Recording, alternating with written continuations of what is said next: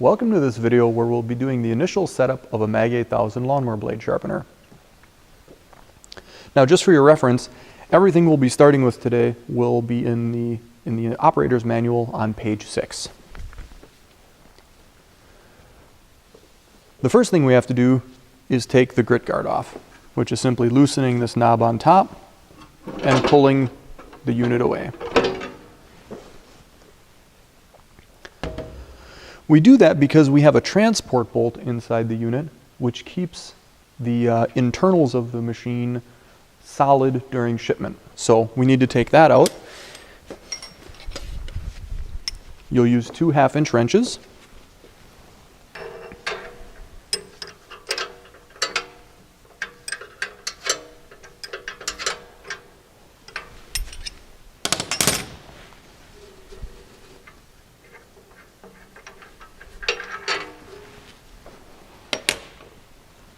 And you really won't need that bolt for anything else. It was simply just for shipping. Now, currently we have the rounded work table for mulching blades set in the machine already. So we'll start up by mounting a 1/2-inch wide grinding wheel. But before we get to that, we have the crank handle that needs to be mounted.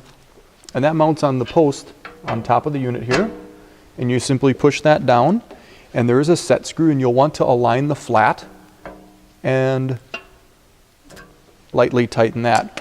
That will give us our adjustment for raising and lowering the wheel.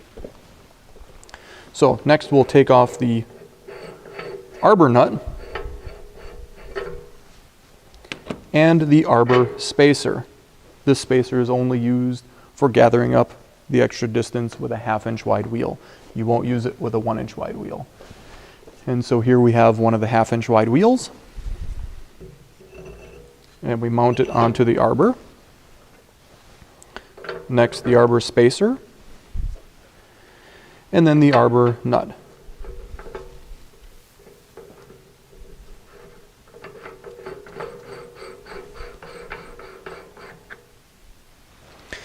Now it is a left-handed thread, and I'll take now the spanner wrench and place it in the 2 holes of the arbor nut.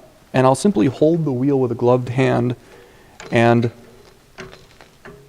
lightly snug it.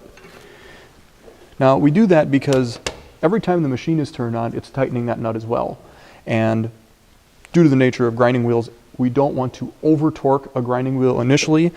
That's why you noticed I didn't use the arbor wrench. The arbor wrench is really best used for taking off very stubborn wheels, or when it's extremely tight after a wheel has been on for a long time.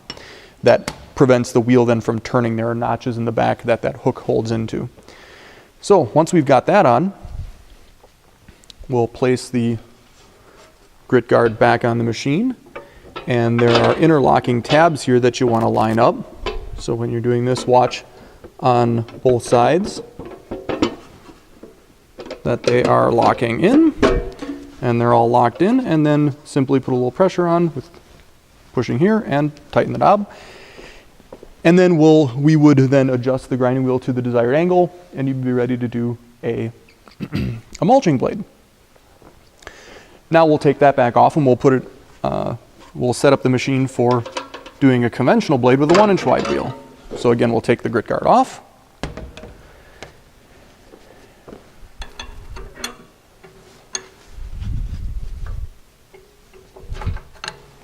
We'll loosen the arbor nut.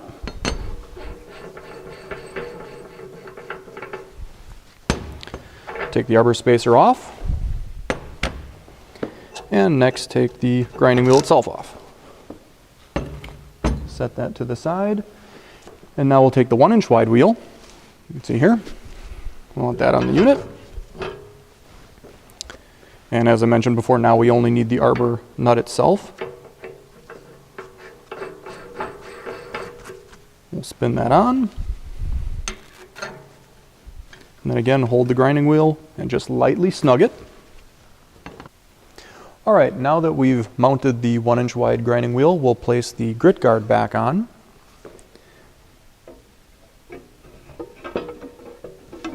Again, lining up our tabs. because lining up those tabs of course, engages the Lexan portion of the guard with the steel guard, giving you one strong, solid guard then. Now that we have the 1-inch wide grinding wheel on, we'll need to change the mulching blade table out to the flat work table insert. And I'll step over on this side here to hopefully give a little bit better view. The spanner wrench has a 12-point hex wrench laser cut in the end to loosen the work table vise. And there we've got the rounded work table out. And we'll take the flat work table insert and slide that in its place.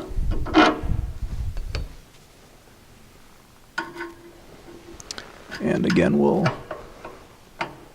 tighten that back up. And then you'd use the crank to then, again, adjust the desired cutting edge angle. And that concludes the setup of the MAG-8000. It's ready for use. Thank you.